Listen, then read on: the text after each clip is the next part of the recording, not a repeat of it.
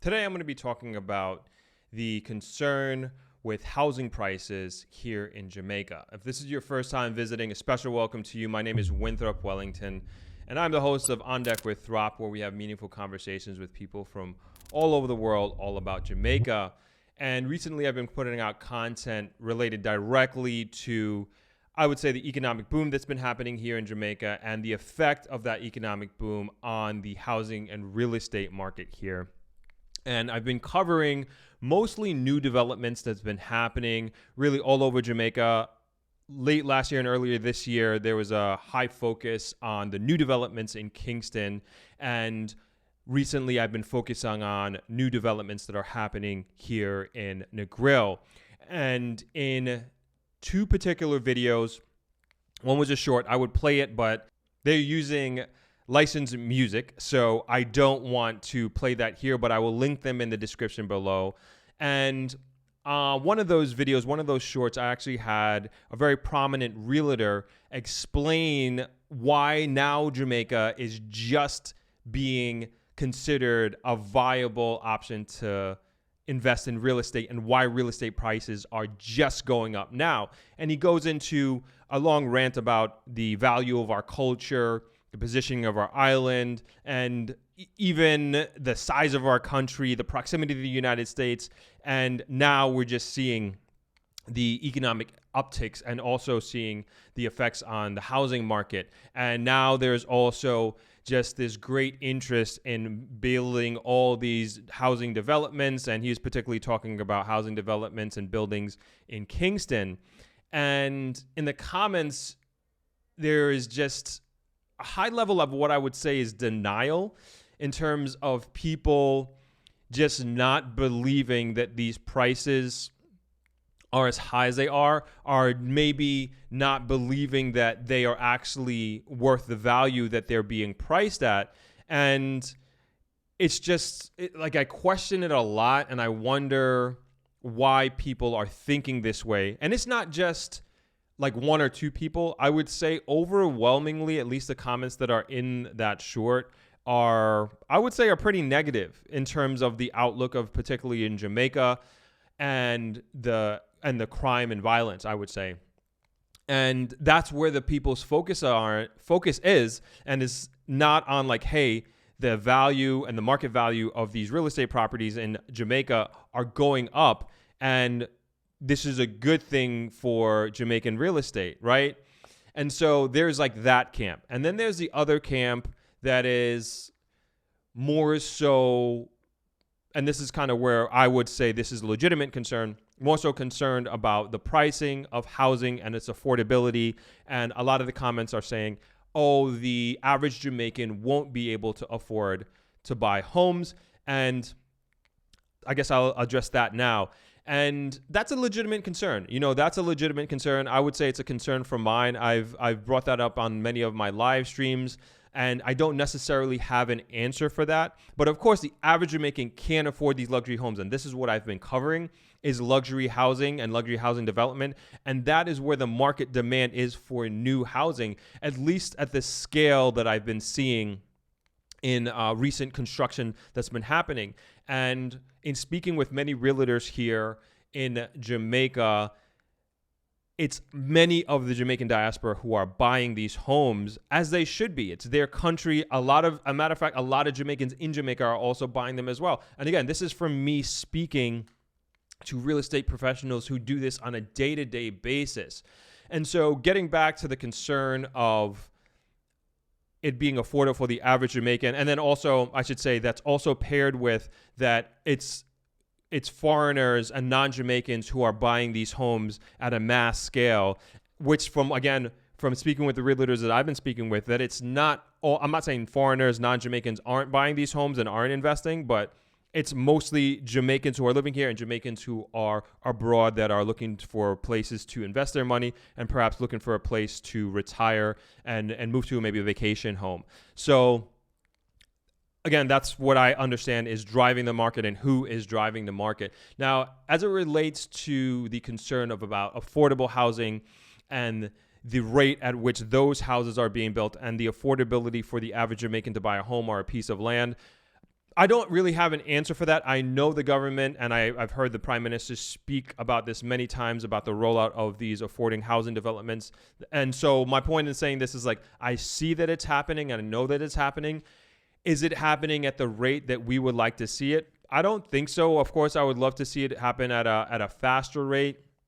But I also, at the same time, I don't necessarily have an answer to those concerns. And I think the best way that we can address those concerns is to have a continuous dialogue about them, and perhaps putting these concerns at the forefront of our discussions, that a solution, a viable solution, a tangible solution can be made.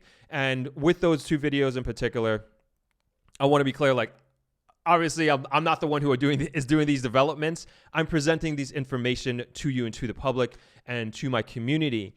And to me, it's so important that you are empowered with this information. You are empowered with this knowledge.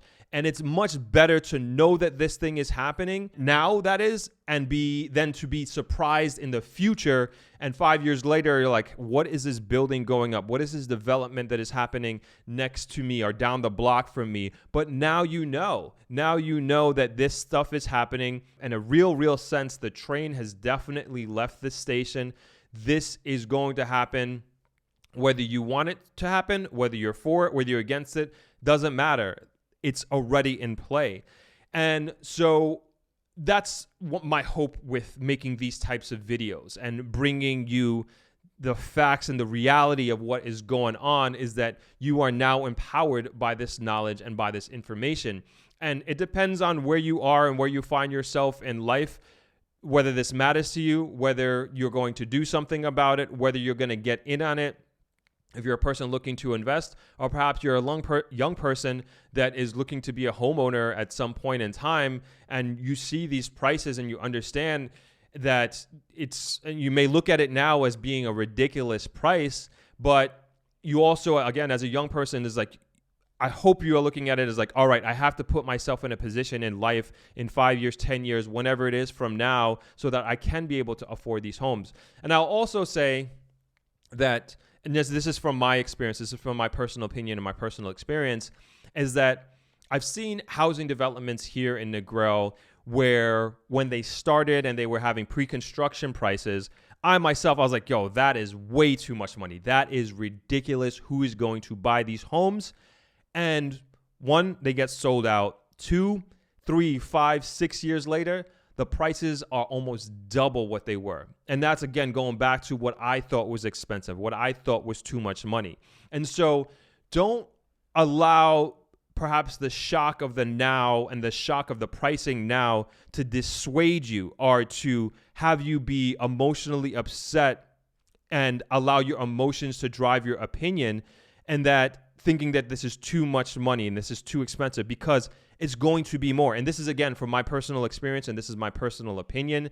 And so if you can in your mind think, how can I put myself in a position, maybe not to afford these hundreds of thousands of US dollars in terms of pricing and value. Some of them are in the millions, but perhaps you can put yourself in a position, maybe you buy a home or buy a piece of land that is probably a little bit further away, a little bit further out. I don't know, but my point is, it's like, this stuff is happening. And if you're in a position, or you can see yourself in a position in a few years from now to get in on something like this, I would definitely encourage you to do so. On another note, I recently also put out a podcast talking about specifically developments, real estate developments and investments that are happening here in Negril, and then also on the south coast of Jamaica. I had a great guest, and Maura Watson, who is another really prominent realtor in this area, and she really was just dropping knowledge bombs like crazy, gem after gem after gem.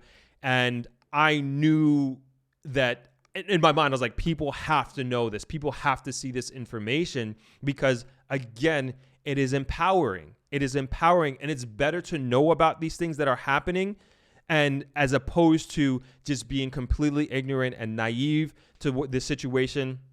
And for those of you that are Jamaican and this is your country, like at least you know what's going on now and what's happening. And I would also encourage those who are considering investing in Jamaica, considering moving here, definitely like look at this as the writing on the wall. And there are instances like I was alluding to, a housing development here again earlier when I first moved to Jamaica. This was over 10 years ago, looking at housing development, this particular housing development that was coming. And again, I thought it was expensive then. Now you can't even get it. There's nothing for sale, and everything is I would say double what it was when I first thought it was expensive way back when. And so again, if you are somebody in the diaspora or you're somebody outside looking in and wondering, is it a good idea? Is it a good investment? Is it too risky? I would say look into it heavily. I'm not going to tell anybody what to do. Look into it heavily. It's worth your time. I personally think the direction that Jamaica is heading in, and particularly the direction that Negril is heading in, I'm bullish on it. I'm bullish on this. Again, I'm not going to tell you what to do, but look at the evidence that is out there. Look at the evidence that I'm presenting. And this is, I'm very biased. I want Negril to do well, and I'm pushing for Negril in many ways. But I believe I've done a good job of bringing forward just facts of things that are happening and are going to happen. And I would say to you, mix them all up in a pot. Look at them one by one. See what that means to you. Like, project that out. On a stream recently, I used the example of New York and in particular Brooklyn. And in one of those shorts that I opened up this conversation with that I was alluding to, that is in the description below. In the short, Noel Phillips, who's a realtor for Valerie Levy and Associates, he was talking about the price of real estate in Manhattan being more the perception, and that's why it's so expensive there. And people were upset in the comments, like a lot of people were upset in the comments. Oh, you can't compare Jamaica to Manhattan. You can't compare Negril to Brooklyn, or you can't compare Jamaica to Brooklyn. The same thing that has happened in other real estate markets is going to happen here. We can learn from one situation and apply it to another. Of course, it's a completely different market. We're an island. We're in the Caribbean. It's sunny and hot here all year round. We're nowhere near as advanced as New York. We're nowhere near advanced as America. We understand all that. But now we look at the factors of why certain things happen and the actions and the decisions made that would allow a phenomenal increase in prices in New York. And so let me get into that example, kind of talking around the issue. But again, my personal experience, when we look at Brooklyn, for example, and if you're from New York and if you're from Brooklyn, you know exactly what I'm about to say, and you know exactly what I'm talking about here. And I, born in 84, born and raised in New York, and in the 90s, there were certain parts of Brooklyn that were just the absolute worst. And my mother lived in Brooklyn, and I visited her on weekends and spent summers in Brooklyn. And my mother moved almost every part of Brooklyn that you could think of. She lived in Flatbush, East Flatbush, East New York. Man, so many places. I can't even. I'm thinking about the different apartment places, apartments that she lived in. But for everything considered, we always lived in the ghetto and the downtown Brooklyn. These were the worst parts of New York City and the worst parts of Brooklyn. And you couldn't pay people to live there. Certain types of people, I should say. And that was the ghetto. This is where all, I would say, the working class people of New York City lived, in these parts of Brooklyn and Queens. And the same thing happened in Queens. And now when you look at the industry, and now when you look at this market, Brooklyn is the hottest place, not only in New York, but probably one of the hottest places in the country of the United States, therefore in the world. And it's extremely, extremely expensive. Downtown Brooklyn, Dumbo, those places were hood. They had crack houses, I remember that, in the 90s. And now if you can find a 1-bedroom apartment for rent for under $3,000 a month, you're lucky. You're lucky. I mean, that's how expensive these apartments have gone. And so my point is, in that 20, 30 years, certain parts of Brooklyn have gone from, I don't want to touch it with a 10-foot pole, to being the most expensive, luxurious, sought-after real estate in the entire world. And we can learn from that here. Like, that's also when people talk about, and also, mind you, it was a crime-ridden, gang-ridden, drug-infested Brooklyn we're talking about that was in the 90s.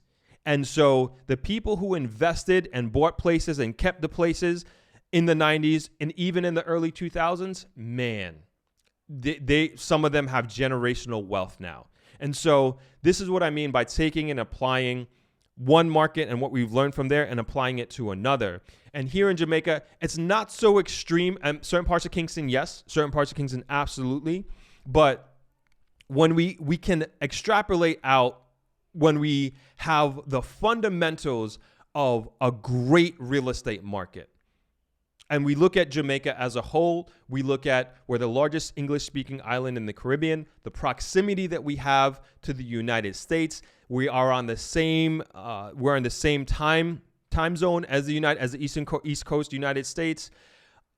We have great flights. I mean, worldwide. Remember, we're a tourist destination. You can get direct flights to all over Europe. You can get direct flights to many major cities in the United States. Now we're open up to Latin America. We're also trying to get direct flights from the Far East and the Middle East. So from a business perspective, from a commerce perspective, Jamaica is in an excellent position as far as real estate goes and where we find ourselves in the global market.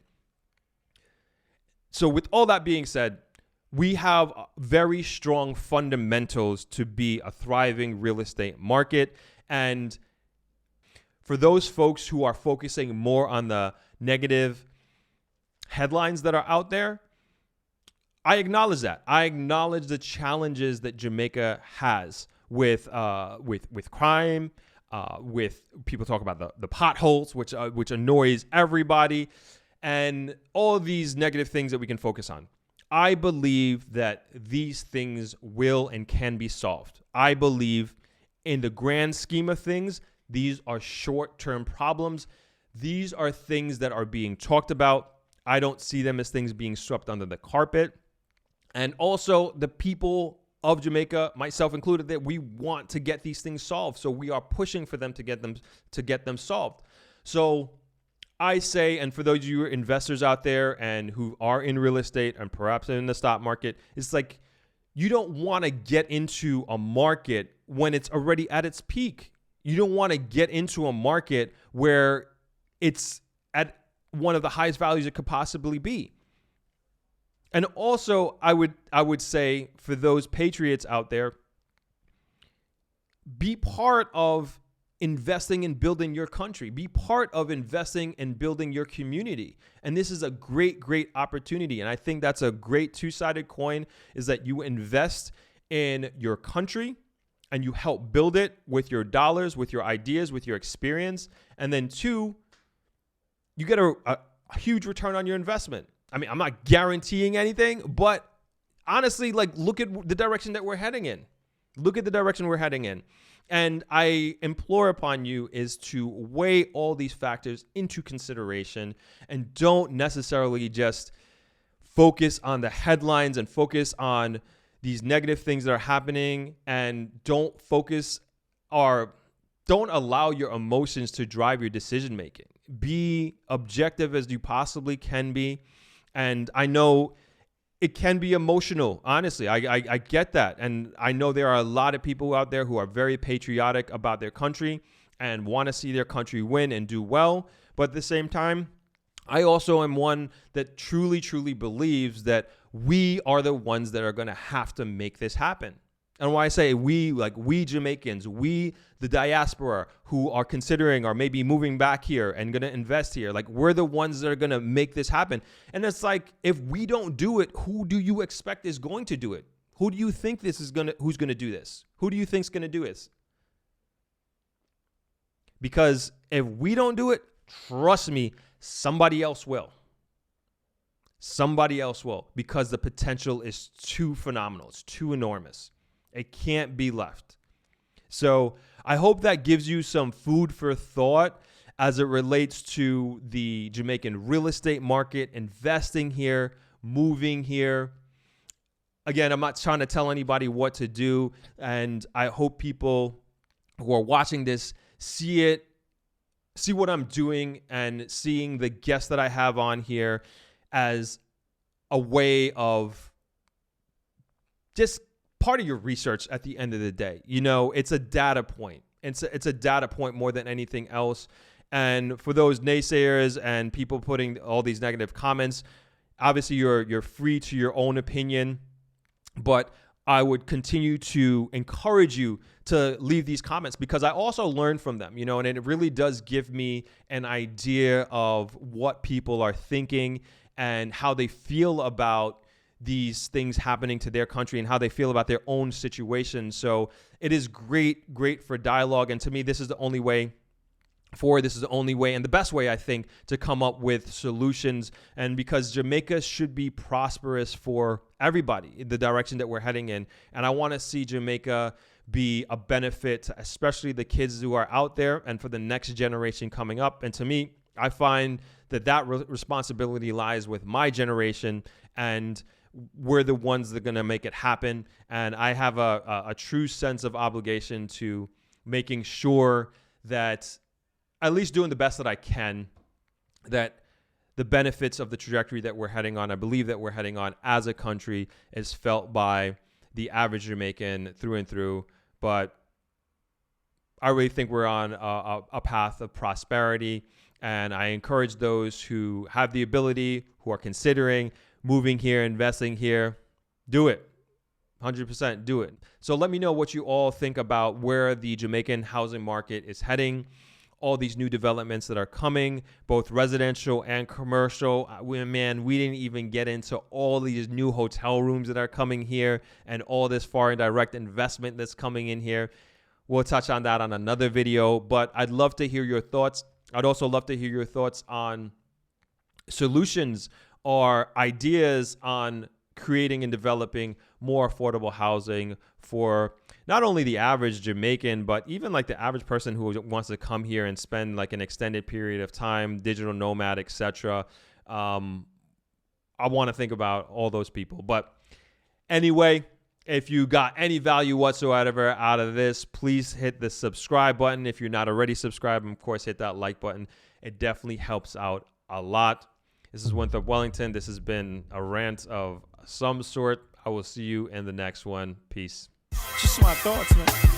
For the record, ain't trying to link, no time to waste. For the record, yeah. For the record, yeah. For the record, yeah.